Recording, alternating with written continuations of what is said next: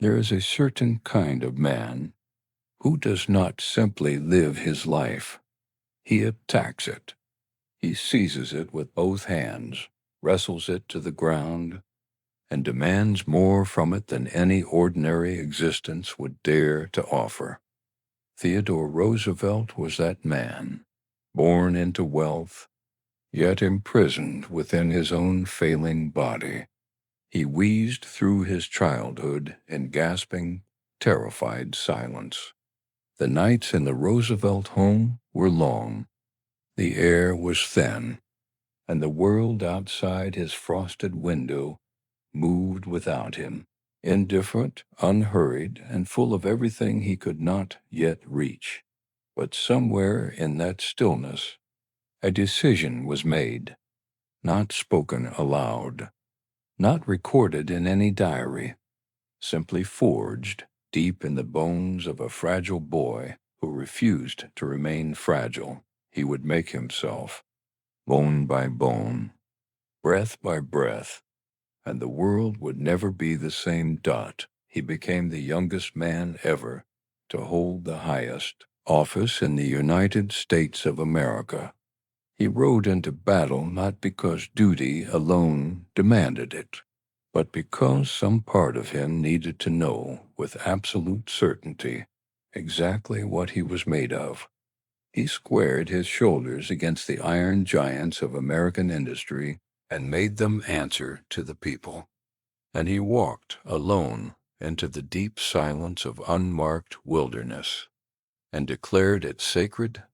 Trustbuster, Rough Rider, Conservationist, author of over 35 books, Nobel Peace Prize laureate, rancher, boxer, police commissioner, explorer of uncharted rivers in the heart of the Amazon. Theodore Roosevelt was not simply a man. He was a philosophy, a furious, joyful, and unstoppable insistence that life must be lived at full volume. And yet, beneath all the noise of his legend, there is a question that lingers, quiet, heavy, unresolved.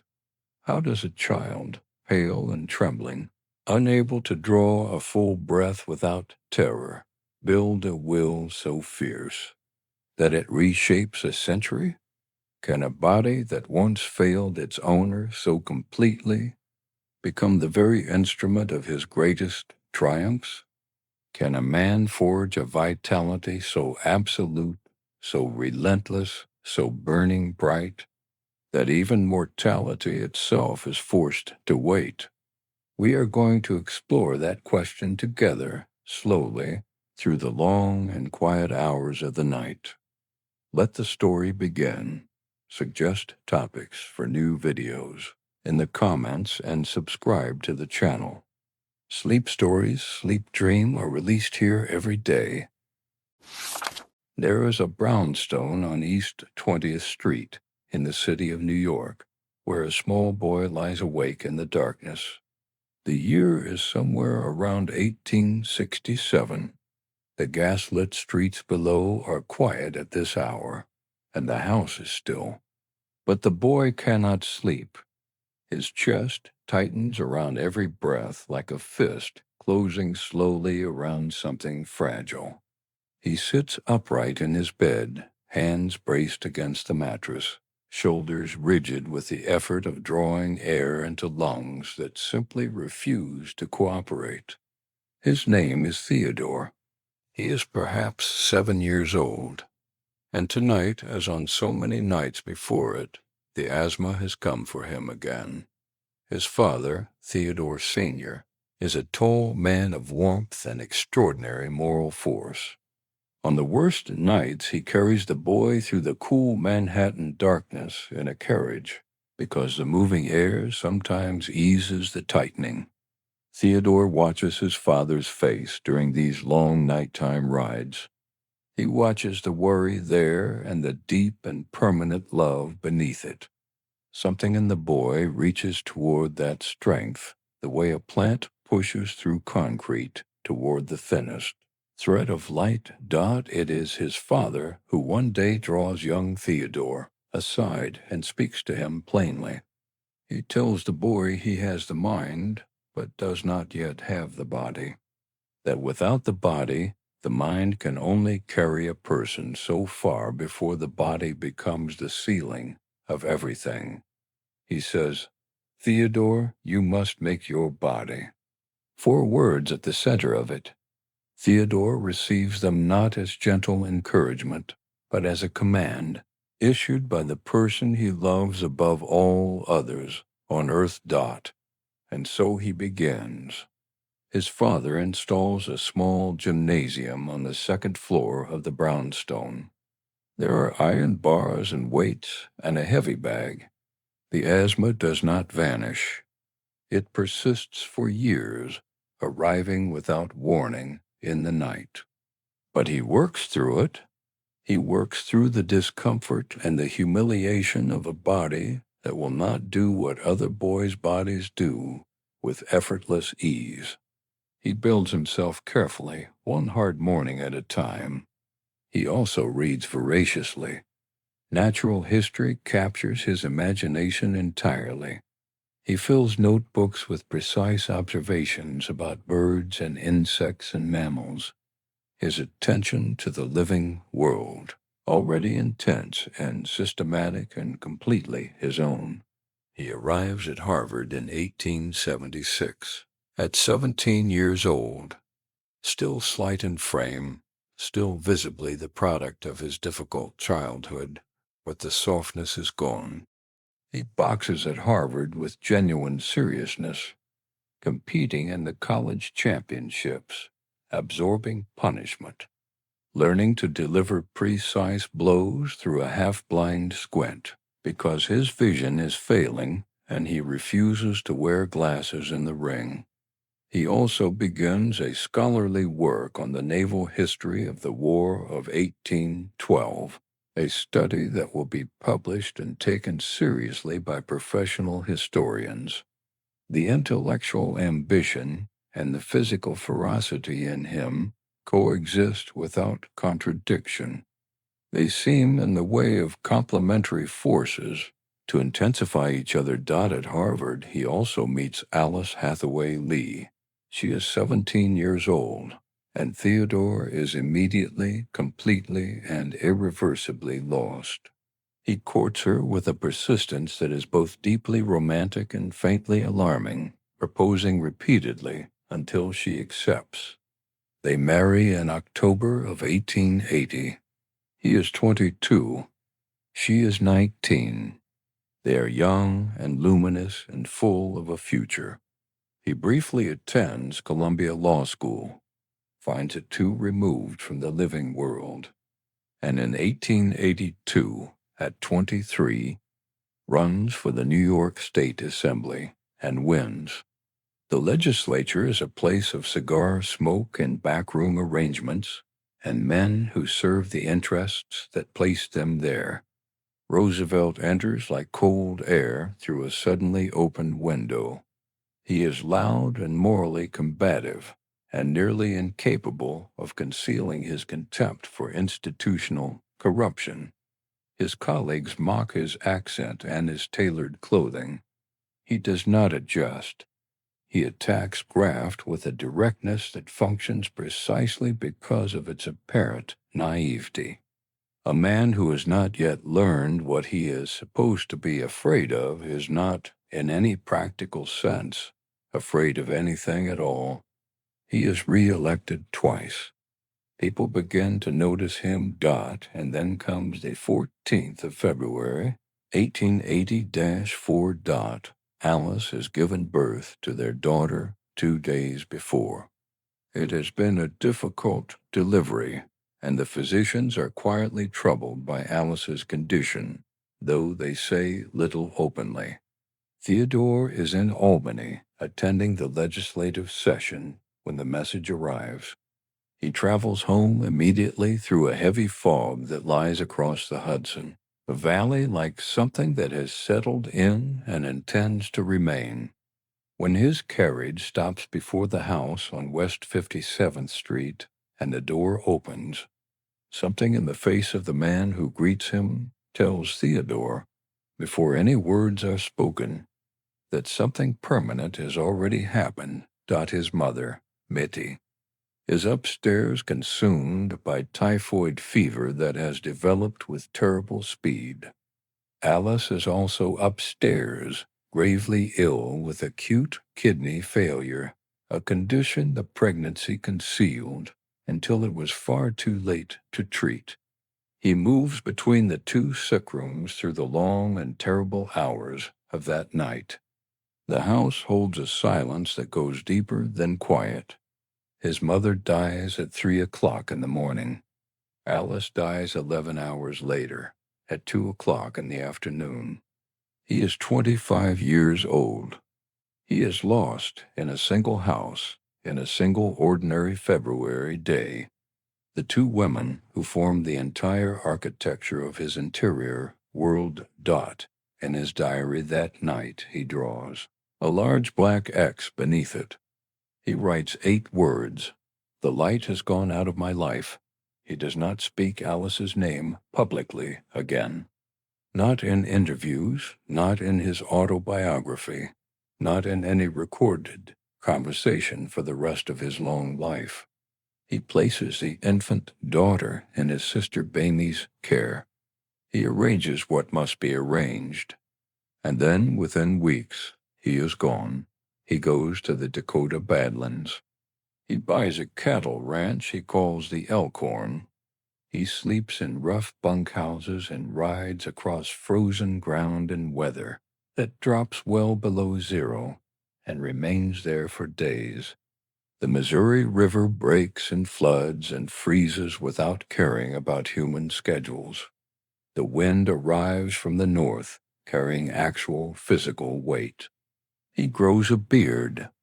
He lets the sun and the relentless wind cure his face slowly into something harder and more angular than it has ever been before.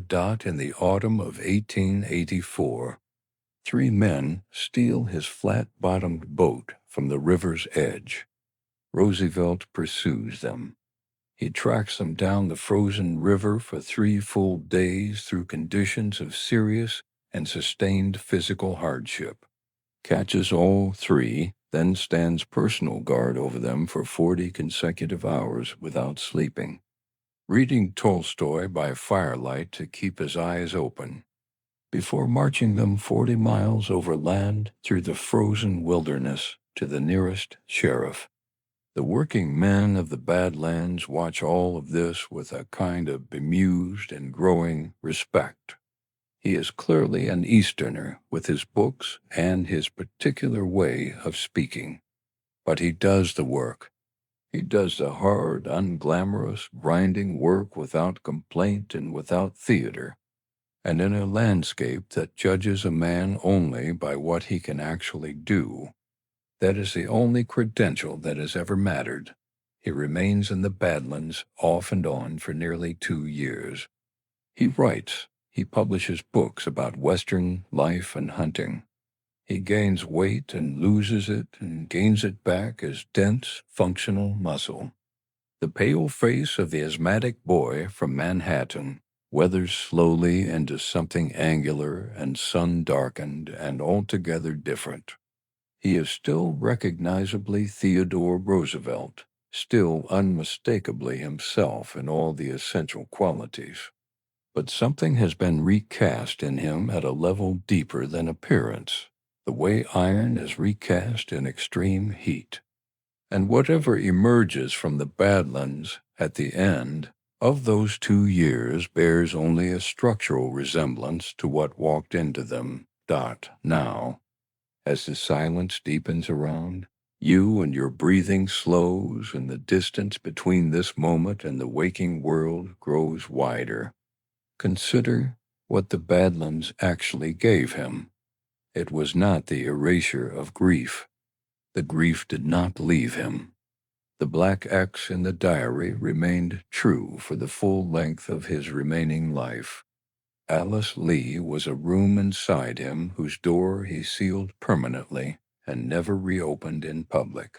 What the Badlands gave him was something harder to name, evidence, evidence that a man can ride through sub-zero darkness with a shattered interior and still track down outlaws on a frozen river and still stand guard through the night without sleep and still bring his prisoners to justice in the gray light of a cold prairie morning.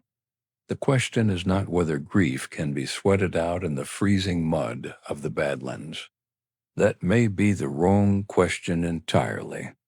The right question is what you discover about the actual substance of yourself in the sustained act of continuing anyway, when continuing is the hardest available thing, and no one who loves you would think less of you for stopping.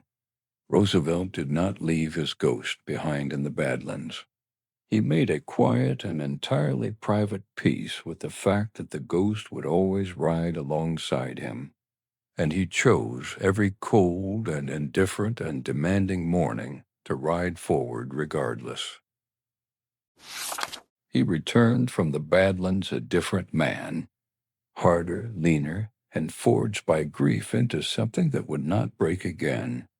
The New York that Theodore Roosevelt came back to in 1886 was drowning in its own corruption, choking on the smoke of industry and the whispered deals made in backroom saloons. The glittering city had become a machine of graft, where policemen walked beats with pockets full of bribes and politicians traded justice like currency. Roosevelt was nearly 28 years old, and he had left behind the weak, asthmatic boy who once gasped for air in parlors filled with velvet curtains. Now he breathed deeply, powerfully, and he was hungry for a fight. When he accepted the appointment as police commissioner in 1895, New York's finest were anything but fine. The department was rotted from within, officers extorting merchants, protecting illegal gambling dens, and turning blind eyes to brothels that paid the right price. Roosevelt did not ask permission to begin his war. He simply began. At midnight, when respectable men slept in warm beds, Commissioner Roosevelt walked the dark streets of the Lower East Side, the Bowery, the Five Points, alone or with a single trusted reporter trailing behind. He wore a long black coat and a wide-brimmed hat pulled low, moving through gas-lit alleys like a ghost hunting other ghosts. When he found a patrolman asleep at his post or drinking in a tavern when he should have been walking his beat, Roosevelt did not shout. He simply appeared, silent and sudden, and the officer would look up to see those flashing teeth, that gleaming pince-nez, and know his career had just ended. He fired men by the dozen. He promoted the honest and crushed the crook, and the newspapers called him a fanatic, a lunatic, a reformer too pure for the filthy machinery of a real city. But crime began to fall. The streets became safer, and Roosevelt, in his relentless midnight prowls, had proven something essential, that one man, burning with absolute conviction, could bend an entire system to his will. But New York was too small a stage. By 1897, President McKinley, a careful and cautious man, made a dangerous appointment. He named Theodore Roosevelt as Assistant Secretary of the Navy. It seemed a minor post, a bureaucratic role shuffling papers in Washington. Roosevelt saw it differently. He saw the future.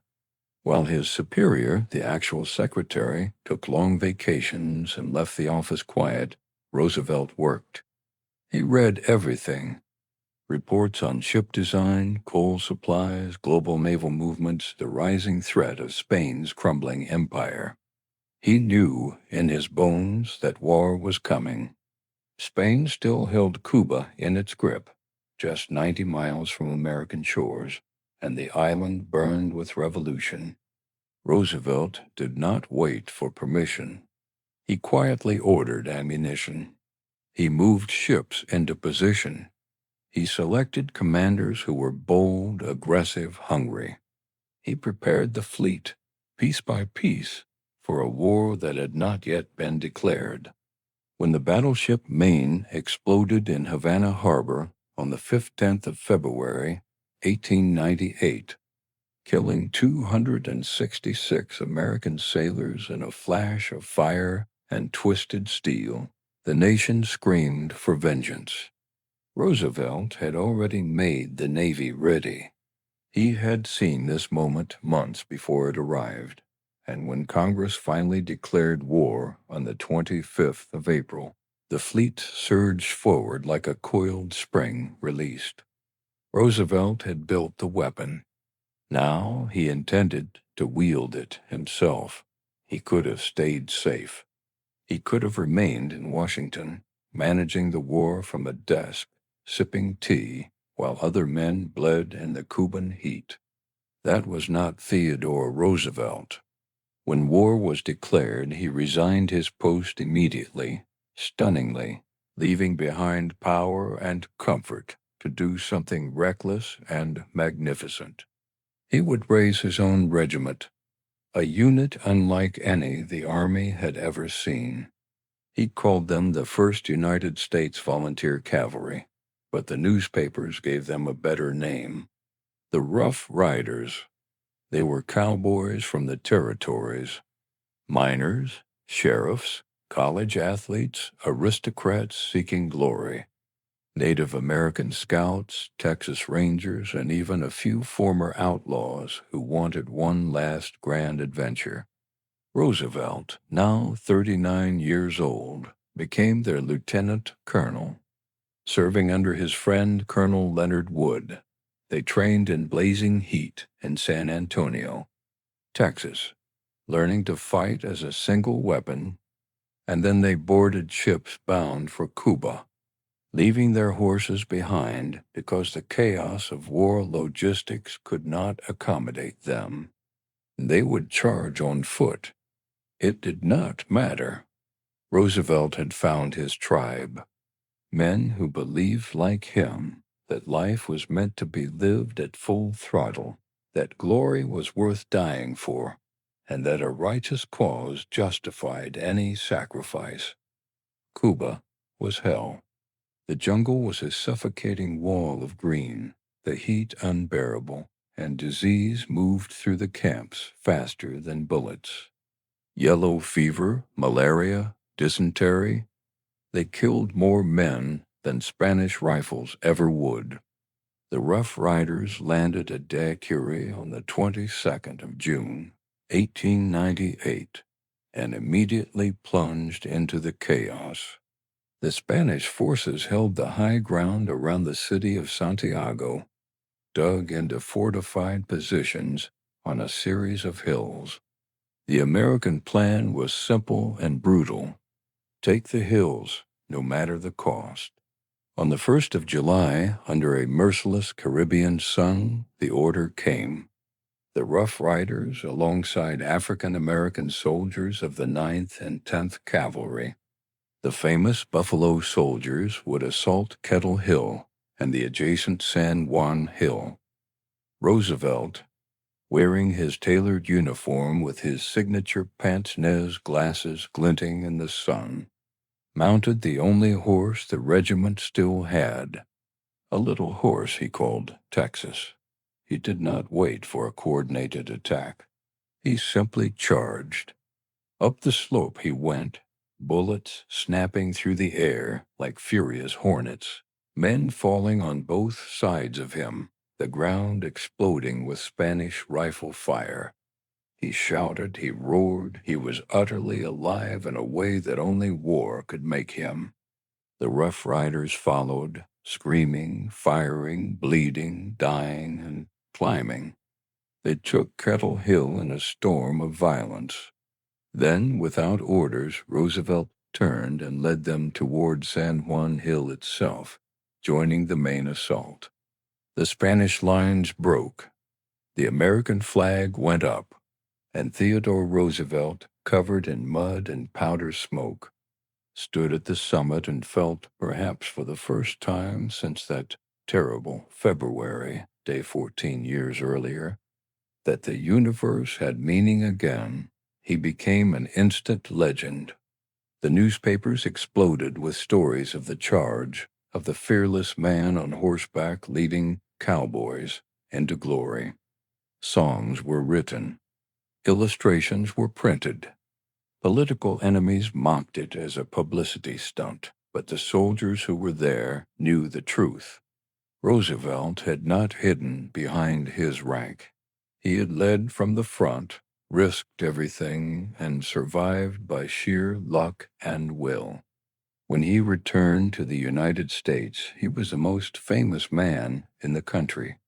The Republican Party, desperate for a popular hero, made him governor of New York.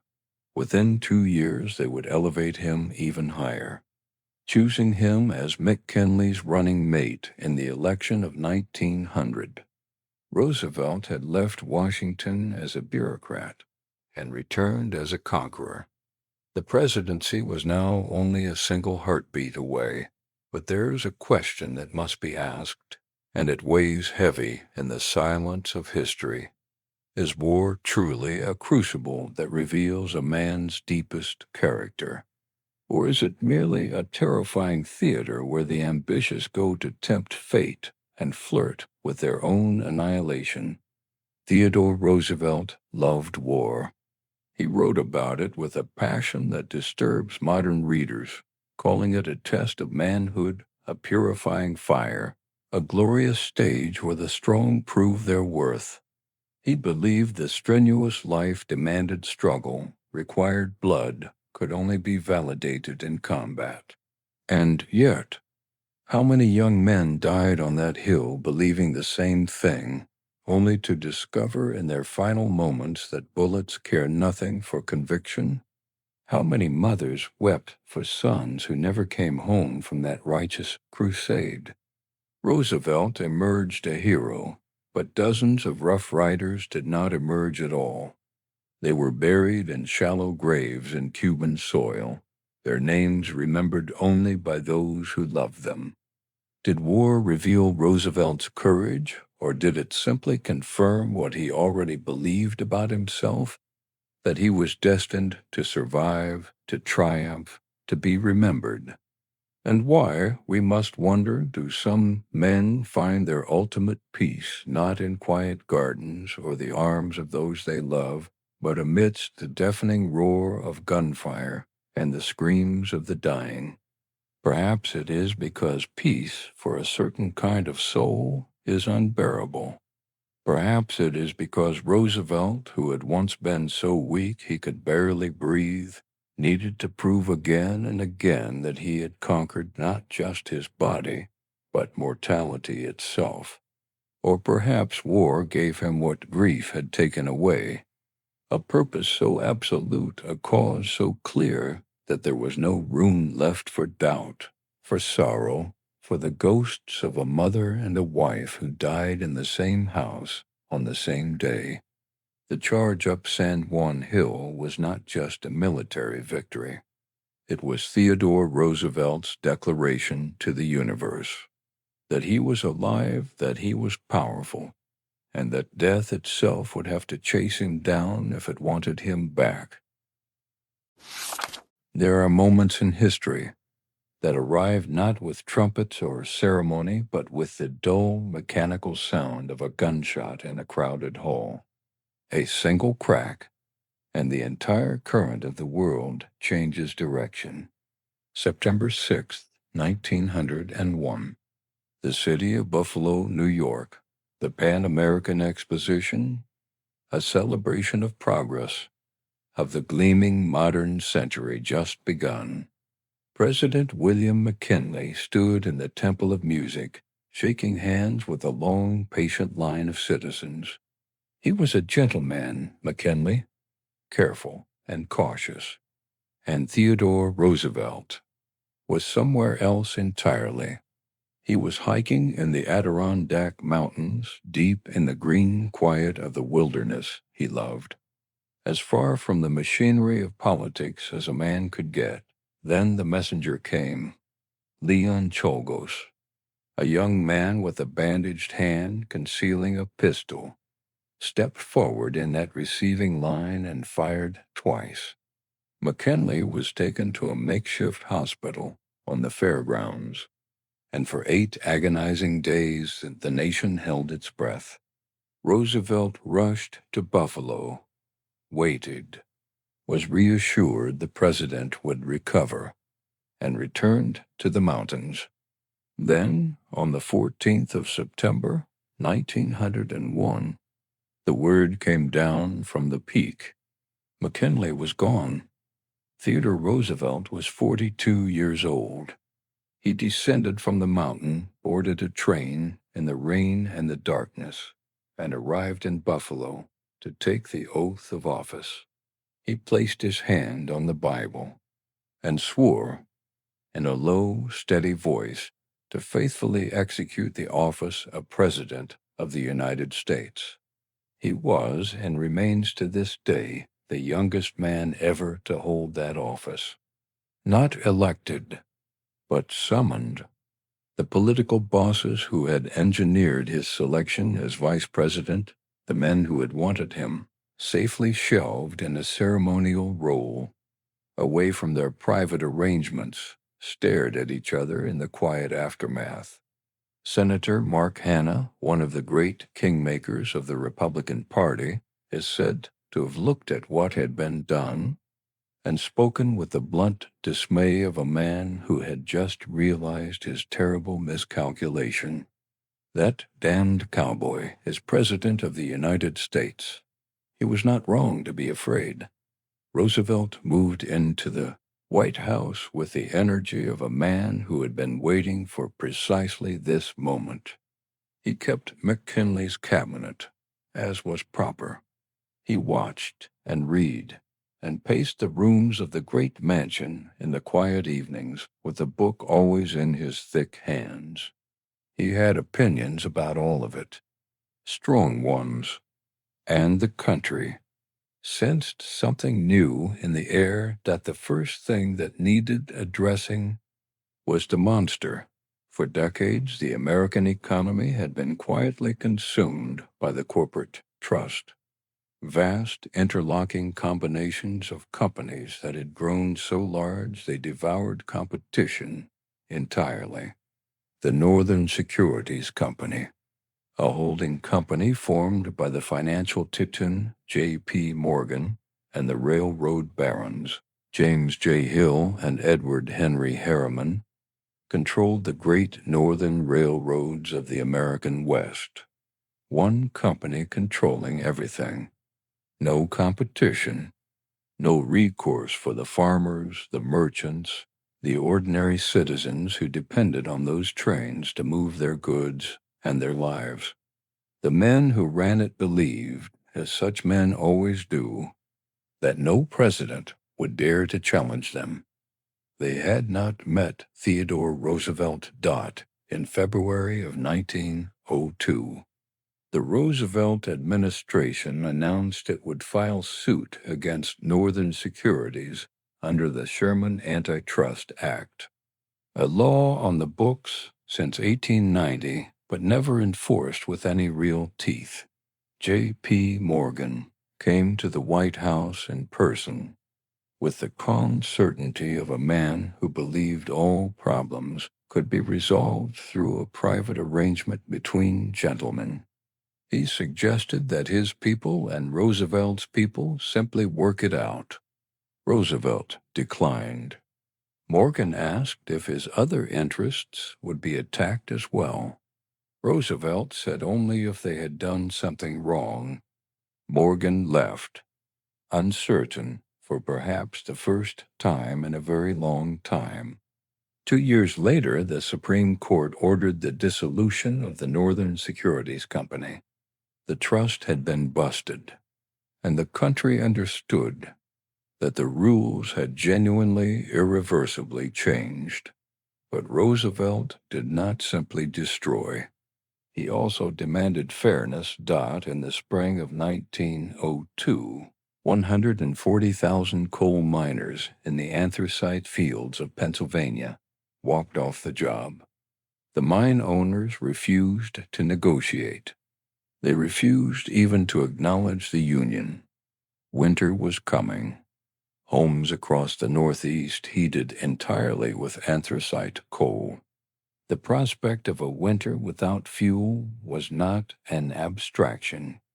It was a crisis that could kill people. The owners waited for the government to do what it had always done: send in the troops, break the workers, restore the natural order. Roosevelt did something no president had ever done before. He invited both sides to the White House. He sat across the table from the Union leader, John Mitchell, a quiet, composed man with reasonable demands, and from the mine owners who arrived with bristling contempt, refusing to address Mitchell as a peer. One owner, George Bear, had made his position clear in a letter that had leaked to the press. The rights and interests of the laboring man would be protected, not by the labor agitators, but by the Christian men to whom God had given control of the property interests of this country. Roosevelt listened to the owners' indignation. Then he quietly threatened to send in the Federal Army, not to break the strike, but to seize the mines and operate them directly in the public interest. The owners, facing a threat they had never once imagined, agreed to arbitration. The miners received a 10% wage increase and shorter hours. Roosevelt called it the square deal. The idea, radical in its simplicity, that the government owed every American citizen, worker, farmer, businessman, immigrant, a fair chance, not equality of outcome, equality of standing before the full force of the law. The White House, in those years, was a place unlike anything it had been before. Roosevelt read everything. He consumed books at a pace that bordered on the supernatural: history, natural science, poetry, philosophy, novels in 3 languages. He kept running lists of titles and corresponded endlessly with authors and scientists. In the evenings, he wrestled on mats in the lower rooms, his barrel chest grappling with men half his age, his pince-nez somehow always surviving the sessions. He boxed and rode horses through the parks of the capital at a pace that alarmed his aides. Foreign ambassadors were sometimes invited to join him. Most managed. Some did not.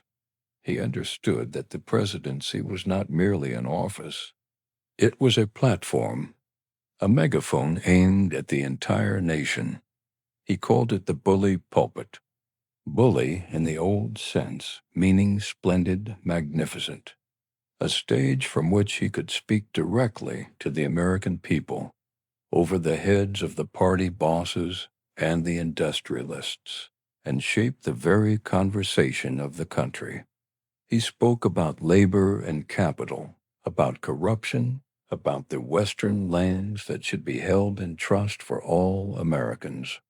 The country listened, not always in agreement, but they listened, because he was quite simply impossible to ignore, and hear. The author must pause. What happens to a man of genuine, untamable wildness when he is handed absolute power? This is the question that has haunted every republic that has ever tried to balance strong leadership against the terrifying danger of unchecked will. History is littered with the wreckage of men who entered office with ideals and were slowly consumed, who began by serving the public and ended by serving themselves, who mistook the machinery of government for a personal instrument, who confused the authority of the office with the righteousness of their own private judgment. Roosevelt is genuinely unsettling to think about clearly, because he so easily could have been that kind of man.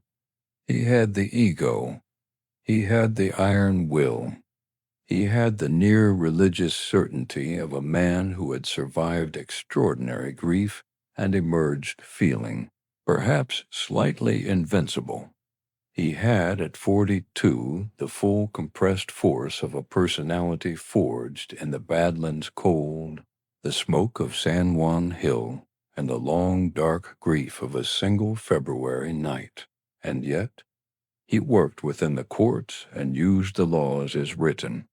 He found the powers that already existed, dormant, overlooked, deliberately left inert by predecessors who had not dared touch them, and applied them with a ferocious, consistent force that no one had expected. The invisible shadows of industry were alarmed not because he was tyrannical. They were alarmed because he refused, stubbornly and completely, to be purchased, not because he was a saint. He was not a saint. He was a man of tremendous appetites, and a vanity so large it occasionally swallowed the room. But he had staked his entire rebuilt identity on the idea that a man of genuine character must act, that the arena of public life was the highest theater in which that action could be performed. He had been handed the largest arena in the world, and in that first term, he chose with clear eyes to use it for something greater than himself. That, in the end, may be the most quietly remarkable thing about Theodore Roosevelt. There is a particular kind of ambition that cannot be satisfied within borders, that looks at a map and sees not lines drawn by men, but possibilities not yet seized, waterways not yet cut, oceans not yet crossed by the thunder of modern iron ships. Theodore Roosevelt carried that ambition in his chest like a second heartbeat. By the time his first full presidential term had settled into its rhythm, he had already remade the domestic landscape of America. He had struck at the trusts. He had stood between the worker and the magnate. He had made the White House loud and alive and electric with argument. But Roosevelt was never a man who could look inward for very long. His eyes were always turning outward, toward the horizon, toward the world dot in the early years of the 1900s. The world was a place of extraordinary possibility and extraordinary danger.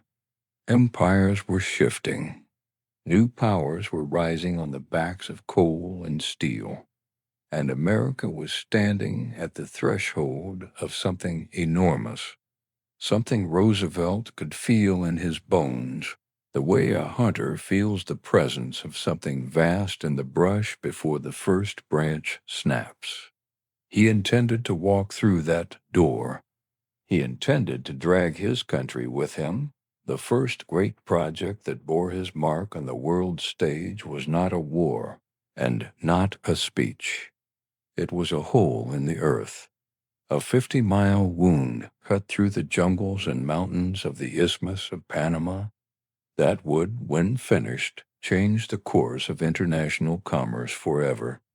The Panama Canal, the dream of a canal connecting the Atlantic and Pacific, had haunted engineers and statesmen for generations. The French had tried beginning in 1881, under Ferdinand de Lesseps, the man who had carved the Suez Canal from Egyptian sand. They arrived in Panama with enormous confidence, and the jungle destroyed them. Yellow fever, malaria, the soft, sliding earth that filled the cuts faster than they could be dug. Over 22,000 men died in the French attempt. The project was abandoned, leaving behind rusting machinery and broken ambition. Roosevelt looked at that failure and saw an opportunity. In 1903, through diplomatic pressure and the strategic encouragement of Panamanian independence from Colombia, his administration secured the rights to a 10-mile-wide strip of land across the isthmus. The canal zone was American territory. He sent engineers. He set Army medical officers, foremost among them Dr. William Gorgas, who had proven that yellow fever could be conquered by eliminating the mosquitoes that carried it. He sent dredges and steam shovels and hundreds of thousands of tons of dynamite. He sent tens of thousands of laborers, many from the Korean islands, men of extraordinary endurance working in staggering heat and choking mud. And in 1906, he went himself. He became the first sitting president of the United States to leave the country while in office. He sat in the cab of a massive Bucyrus steam shovel in his white suit, beaming, staring down into the raw wound of the Culebra Cut, as if the earth were simply another opponent to be grappled with and subdued. The canal would not be completed until 1914, after he had left the presidency, but it was his vision and his stubbornness that made it possible. A reduction of the sea route between New York and San Francisco from over 14,000 miles to just over 5,000. The world was made smaller by the stroke of his determination. Roosevelt was not only a builder of things, he was also, when the moment required it, a builder of peace. This surprised many who had known the bellowing, rough rider, the man who charged into gunfire with something close to joy. They had not expected the warrior to be a diplomat of such quiet subtlety. In 1904, the world was transfixed by a war of terrible scale between the Russian Empire and the Empire of Japan, fought over competing ambitions in Manchuria and Korea. The Japanese Navy, in a display of devastating brilliance, annihilated the Russian Baltic Fleet at the Battle of Toshima Strait in May of 1905. Both sides were exhausted. Both sides were bleeding, but neither could bring itself, out of pride, to ask for terms. Roosevelt moved quietly. He reached out through private diplomatic back channels, not as a bully, but as a patient intermediary who understood what each side needed. He brought their representatives to Portsmouth, New Hampshire, in August of 1905. He guided the negotiations with a firm hand and an acute awareness of what each party could accept. On September 5, 1905, the Treaty of Portsmouth was signed. The war was over. The following year, in 1906, the Nobel Committee in Oslo awarded Theodore Roosevelt the Nobel Peace Prize, the first American ever to receive it. He accepted with characteristic directness and donated the prize money to a foundation promoting industrial peace.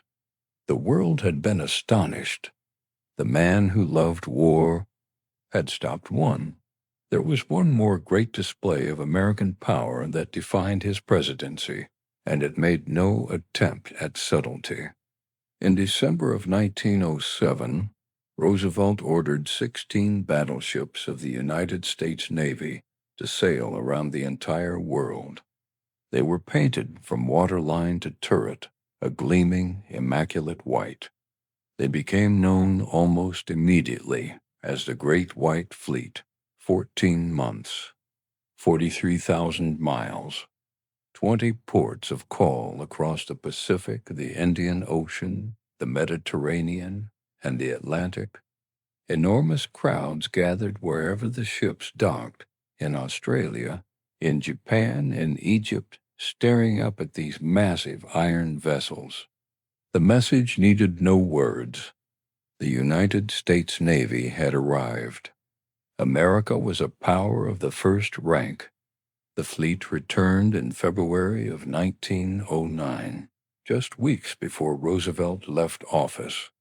It was in some ways his farewell salute, and yet, for all the canals and all the peace treaties, and all the gleaming battleships that define his years on the world stage, there is a quiet argument to be made, one that does not shout but simply endures, that none of these things were his most important work, that the thing he did which will matter longest is not what he built in Panama, or brokered in Portsmouth, or sent steaming around the world. It is what he refused to destroy. Theodore Roosevelt loved the wild. He had loved it since boyhood, pressing his nose to the glass of a taxidermist's window on Broadway, marveling at the pelts and glass eyes of creatures from distant places. He had loved it in the Badlands, in the silence of a prairie night, and he had watched, with growing alarm, as the machine of American industry consumed it. The forests fell to the axe. The rivers ran dark with mill waste. The wildlife retreated before the relentless appetite for land and profit. He used the power of the presidency with a ferocity that astonished everyone, including his own party. In his 7.5 years in office, he set aside approximately 230 million acres of American land from commercial exploitation. 230 million acres. He created 5 new national parks. He established 51 federal bird reservations, protecting nesting grounds of birds hunted nearly to extinction. He signed the Antiquities Act into law in 1906, giving the president authority to designate national monuments by executive order, using that authority immediately to protect places of breathtaking significance: the Grand Canyon, the Petrified Forest, the Olympic Peninsula. He created 150 national forests. He established 18 national monuments. He worked alongside the great Forester Gifford Pinchot to build a philosophy of conservation. As practical stewardship, the idea that the natural resources of a nation were not a private inheritance to be squandered, but a public trust belonging to all citizens, including those not yet born, and this brings us to the question that sits at the heart of this chapter, the one the author cannot put down without turning it slowly in the light.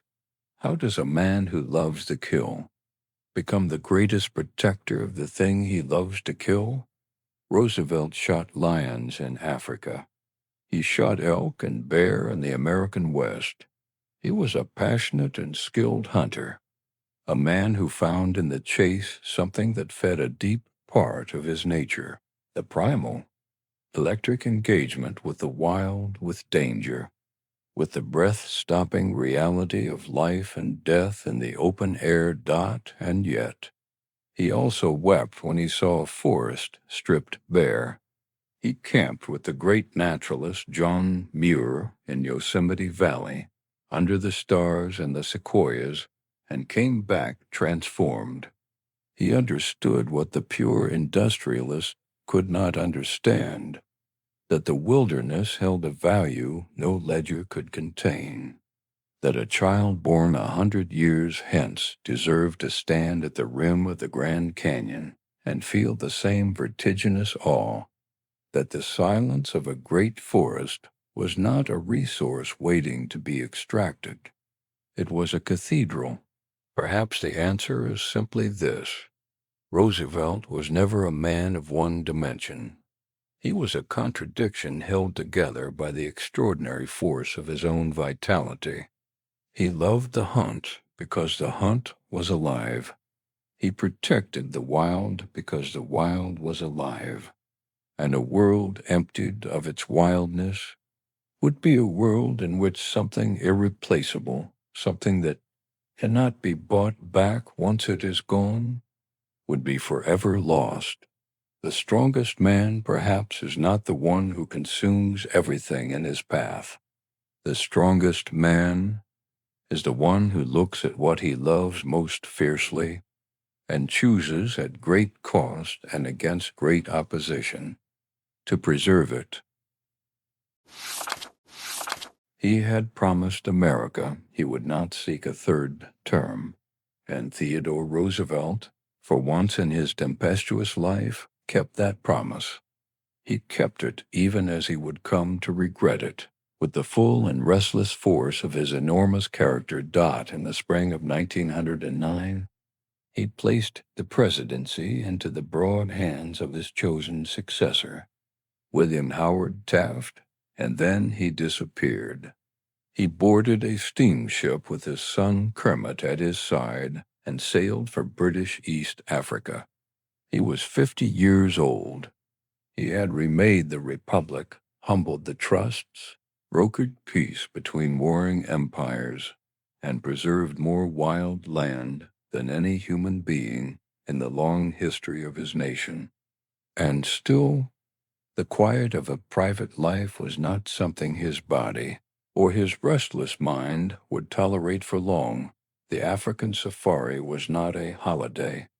It was a formal scientific expedition organized with the rigor of a military campaign, funded by the Smithsonian Institution and the American Museum of Natural History. Roosevelt led hundreds of porters, guides, and naturalists through the grasslands and forests of British East Africa and the Sudan over 11 months. The expedition collected nearly 12,000 specimens. Among them, Roosevelt himself shot or co-shot over 500 animals, including 17 lions, 11 elephants, and 20 rhinoceroses. He documented every encounter with a naturalist's precision. The book that followed, African Game Trails, was not a tale of sporting adventure. It was a work of close observation, written by a man who had been pressing insects into handmade collections since childhood. That old boy was still in there, watching everything with those bright, relentless eyes. But while Roosevelt moved through the golden grass of the savannah and slept beneath African stars, things in Washington were quietly going wrong. William Howard Taft was not Theodore Roosevelt. He was a large, deliberate, legalistic man who preferred the courtroom to the arena. He moved carefully where Roosevelt had charged. He softened positions Roosevelt had fought for.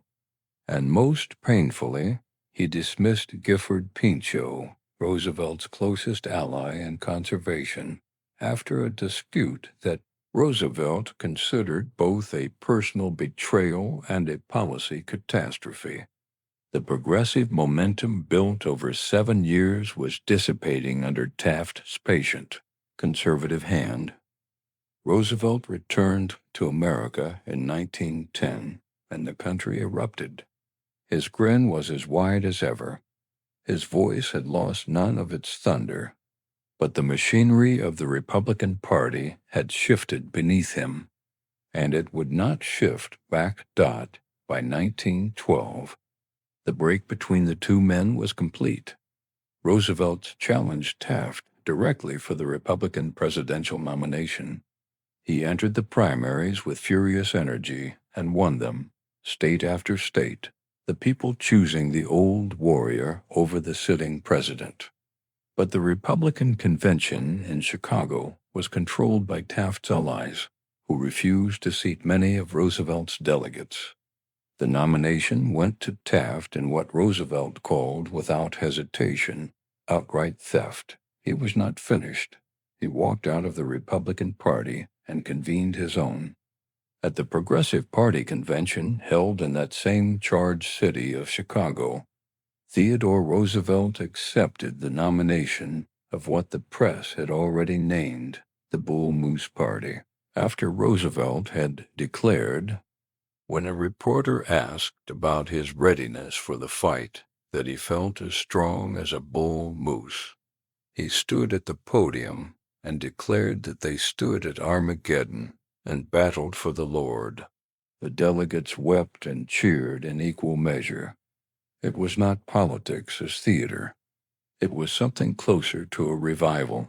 The 1912 election was one of the most extraordinary contests in American political history. A sitting president, a former president, and a future president, all in the field at once. And then the field turned violent.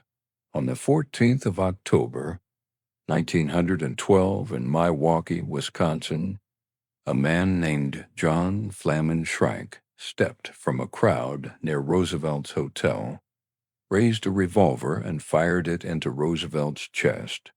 The bullet passed through a folded copy of Roosevelt's 50-page speech and through a metal eyeglass case in his breast pocket before driving into the muscles of his chest wall. The force knocked him back.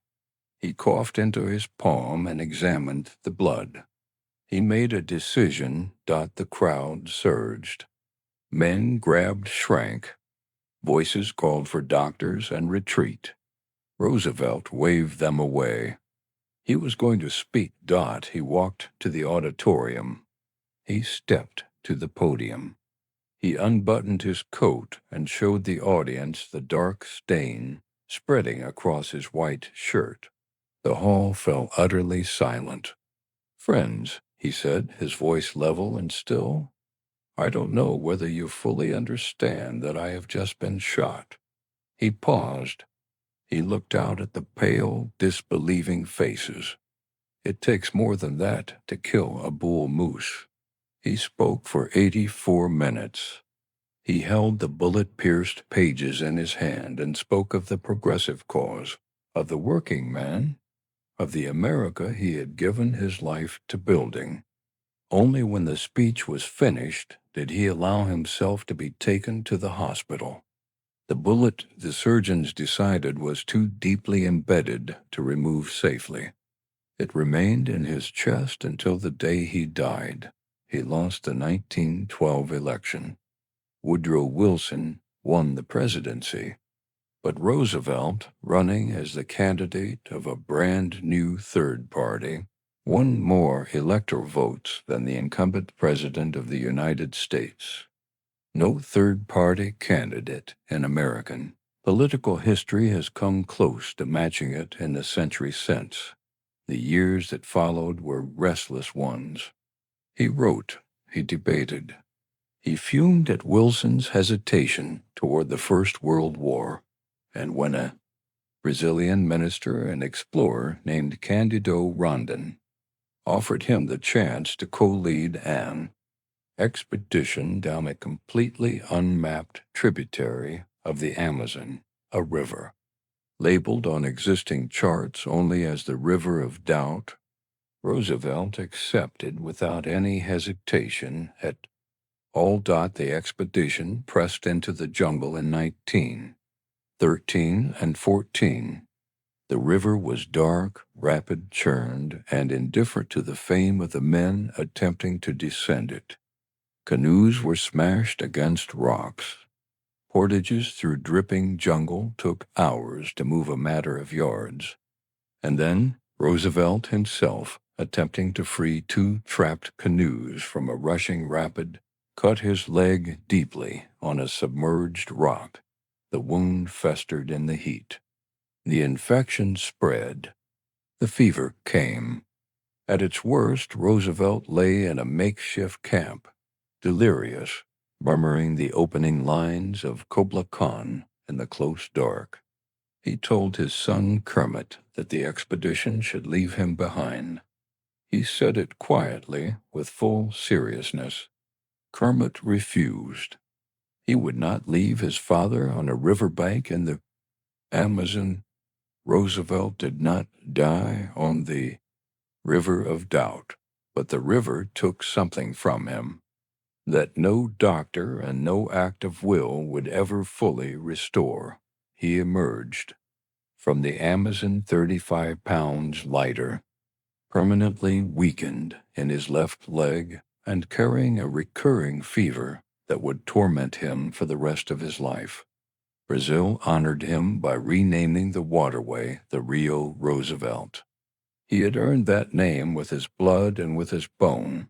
The final years were not still ones. He campaigned loudly for American entry into the First World War and lobbied to personally lead a volunteer division to France. He was refused. His 4 sons enlisted and served. His youngest, Quentin, a pilot, laughing and young, was shot down and killed over France in the summer of 1918. It was a wound from which Roosevelt never recovered. He wrote to a friend simply that the light had gone out. On the 6th of January, 1919, Theodore Roosevelt died peacefully in his sleep at Sagamore Hill, his beloved home on Long Island, New York. He was 60 years old. A blood clot had reached his lungs in the night. His vice president, Thomas Marshall, upon hearing the news, said quietly, "Death had to take him sleeping, for if Roosevelt had been awake, there would have been a fight." He was right. Now, here, in the soft and certain dark, we are left with the question his life insists. We ask Dot, why does a man who has already conquered the world still seek out the deadly unknown? He had been president. He had won the Nobel Peace Prize. He had charged the hill and taken the bullet and bent the great trusts to his will. And yet the uncharted river, the unmapped jungle, the dark water where no map had ever ended. Why? Perhaps because for Theodore Roosevelt the strenuous life was never merely a philosophy. It was a physical necessity. The stillness of a comfortable room was to him a kind of dying, slower than a bullet and quieter than a jungle fever, but just as final in its erasure of the self he needed to be. He had fought for air as a child, and he had never stopped fighting for it. The air of mountain tops, of cannon smoke, of the Amazon jungle, of the cold plains of the Badlands. Each breath for him had to be earned, Dot, and so the deeper question lingers in the warm dark around you. Does the fire of the strenuous life ever burn down on its own? Or does it only extinguish when the heart, that enormous, over-tested, magnificent, and profoundly stubborn heart, finally, quietly, gently stops? Theodore Roosevelt did not slow down. He wore out, and perhaps that was the only kind of life a man who had fought so hard for every breath since childhood was ever truly going to live, full, loud, burning. And then, at last, still, let his great rivers carry you softly now into your own deep and undisturbed rest. Let the wilderness he saved hold you in its dark and ageless quiet. Suggest topics for new videos in the comments and subscribe to the channel. Sleep Stories, Sleep Dream are released here every day.